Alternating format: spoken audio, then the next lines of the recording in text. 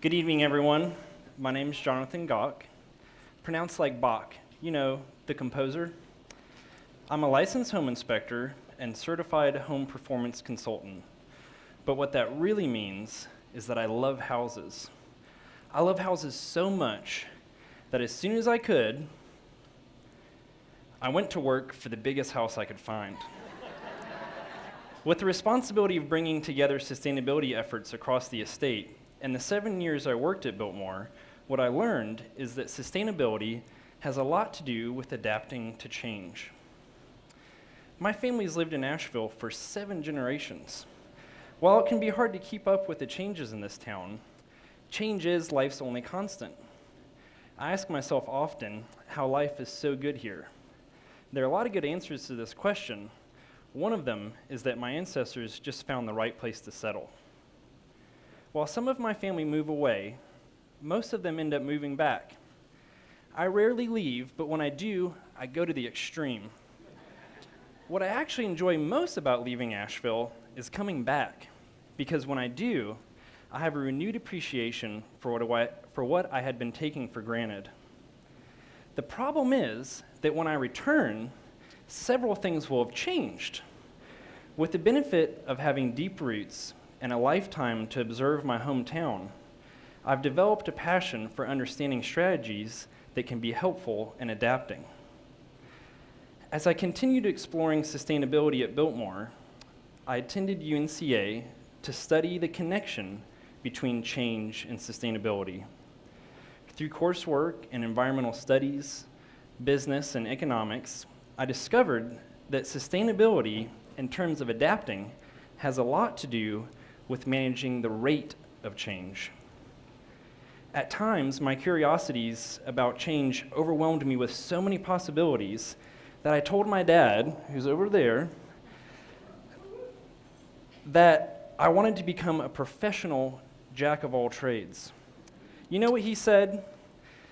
What's the difference between a 100-watt light bulb and a 100-watt laser? I realized what he meant. I said, yeah, Dad, it's focus.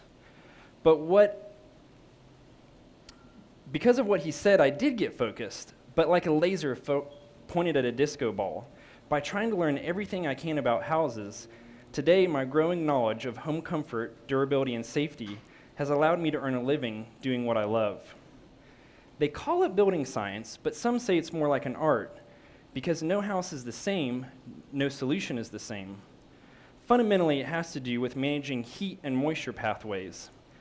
This is best done through personal experience and learning through the experience of others.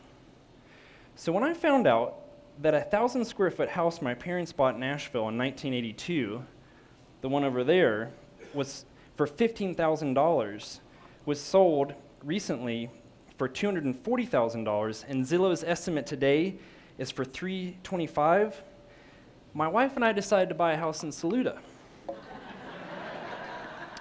Luckily, we found beautiful wood floors underneath old carpet, and after taking down wallpaper, we put up a fresh coat of paint. But that's where the lipstick ended. Once I understood that my crawl space was the source of the majority of moisture, energy loss, and air contaminants, I went to work. The first thing I did was install a submembrane depressurization radon moisture mitigation system. Simply put, I encapsulated it. With a house like mine, there is no better way to improve comfort, occupant health, and structural durability. The best thing one can do for most homes is to seal it tight and ventilate it right. Not get new windows like the salesman wanted you to think. Because the majority of a home's utility expense goes towards occupant comfort, retaining the expense of conditioned air is the best first step. Proper air sealing isn't always a straightforward endeavor. It can require expertise, expense, and effort that may require diagnostic equipment like infrared imagery. And though it's certainly worthwhile, do you know the easiest way to conserve resources? Don't use them. What's better than a Prius? Not driving. What's better than solar power? Using less power.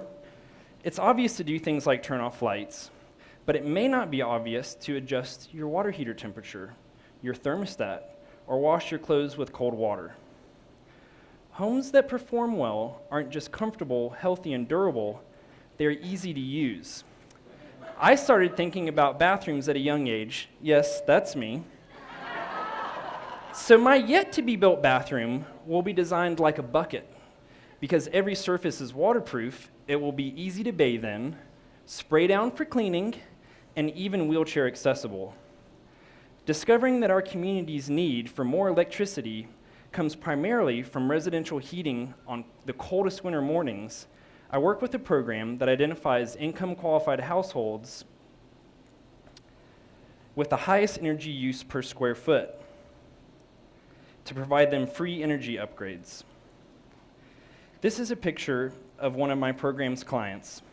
It's a reminder to me that when a home performs well, families benefit from affordable living through reduced maintenance and utility expense. They're also more likely to enjoy healthy, graceful aging and stay in their home longer. For our community to make informed decisions towards social, environmental, and economic outcomes that serve the highest good, I believe requires having a close relationship with our life-giving resources, where we spend most of our time, at home. This is actually a picture from my family's genealogy book. Consider all the things a home does for you. Good ones do these without us knowing. Better ones do them affordably, and the best ones are durable and sustainable. Here's a recent picture of me teaching student volunteers how to air seal. I found out how to be a professional jack of all trades by getting focused on my passion for fostering the ability to adapt to change, by helping make homes more comfortable, more durable, affordable, and safe.